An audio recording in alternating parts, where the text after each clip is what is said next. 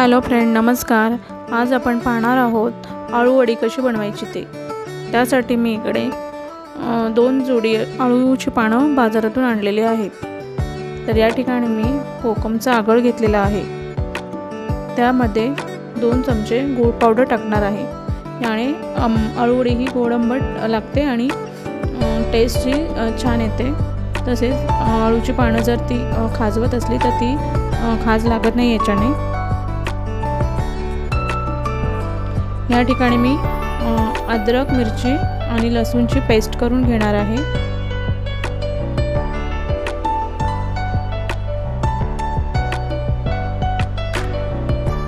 हे सर्व जिन्नस मिक्सर मध्ये मी वाटून घेणार आहे।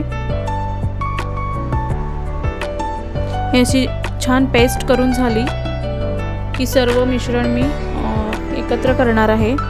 या ठिकाणी आपल्याला लागणारे साहित्य म्हणजे मिरची, अद्रक, लसूणची पेस्ट, 1 वाटीभर तीळ, त्यानंतर इकडे मी 2 वाट्या बेसन घेतलेला आहे, अर्धी वाटी तांदळाचं पीठ। तांदळाचं पीठ घेतल्यानंतर आळूवडी ही छान खुसखुशीत आणि कुरकुरीत होते। तर या ठिकाणी मी हे सर्व जिन्नस एकत्र करणार आहे आणि छान असं मिक्स करून फेटून घेणार आहे।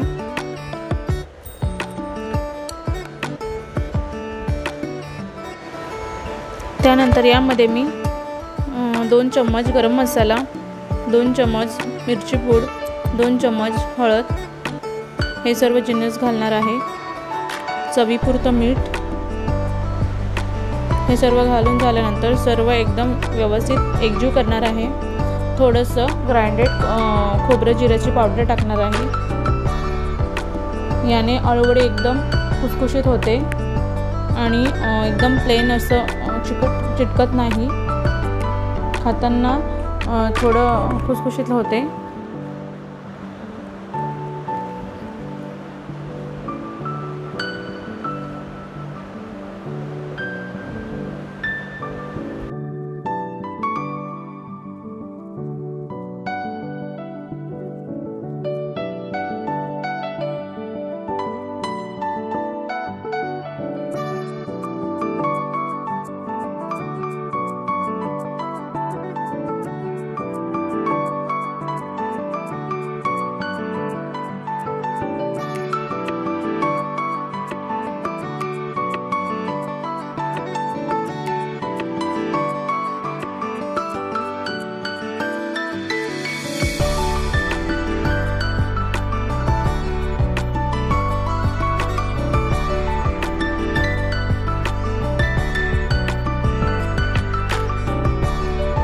या ठिकाणी मी आळूची पानांची देठं कापून घेतलेली आहेत आणि स्वच्छ अशी धुवून घेतलेली आहेत। धुवून झाल्यानंतर ती छान पाणी निथळून द्यायचं आहे आणि छान पुसून घ्यायचे आहे। त्यानंतर जे मध्ये देठ आहेत ते मी ठेचून घेतलेले आहेत, जेणेकरून मला ते पूर्ण व्यवस्थित पीठ त्याला लावता येईल आणि छान वडी बनवता येईल। तर तुम्ही इकडे बघू शकता।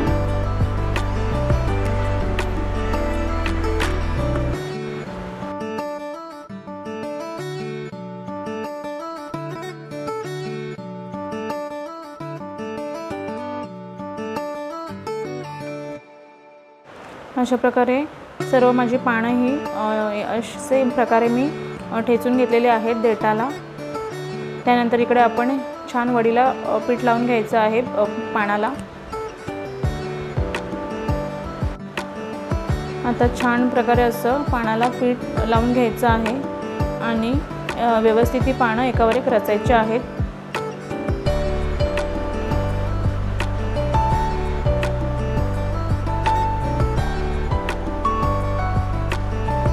अशाच प्रकारे 5 ते 6 पानं एका आळूच्या वडीसाठी लागतात। जर छोटे असेल तर 5 ते 6 पानं लागतात।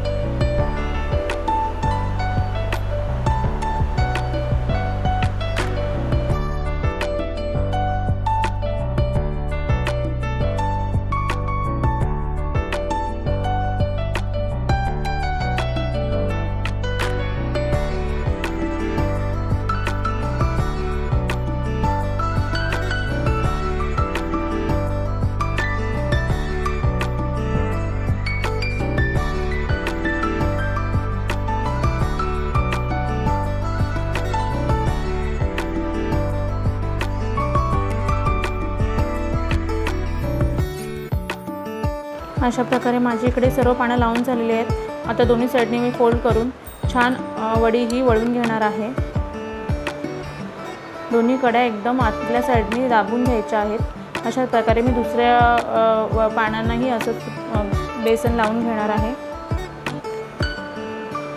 आणि सेम प्रकारे कृती करणार आहे।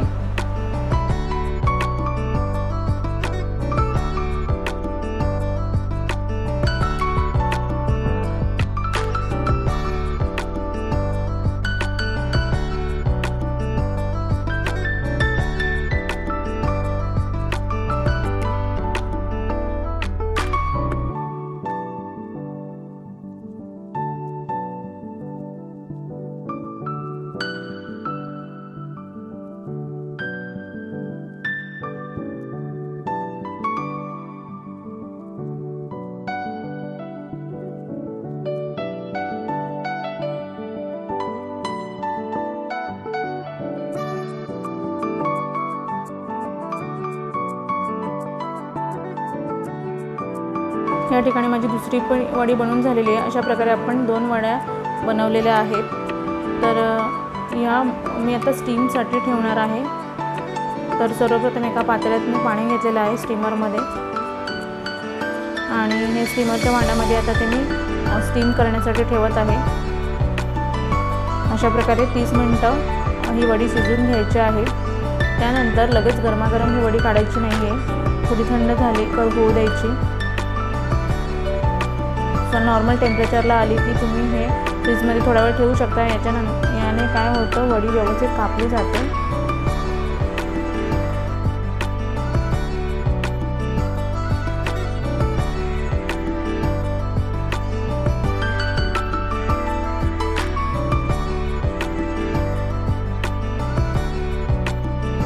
या ठिकाणी मी वडी ही थंड करून घेतलेली आहे। लोखंडाच्या कढईत मी तेल करत ठेवलेलं आहे आणि या ठिकाणी मी छोट्या अशा वड्या कापून घेतलेल्या आहेत। तुम्ही बघू शकता थंड झाल्यानंतर वडी ही छान प्रकारे कापली जाते। आता या वड्या मी सर्व तळून घेणार आहे तेलामध्ये।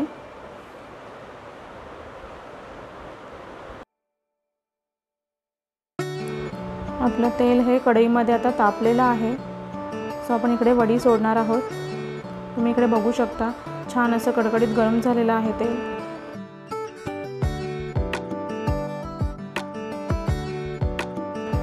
असं गोल्डन ब्राऊन कलर येईपर्यंत ही वडी तळायची आहे।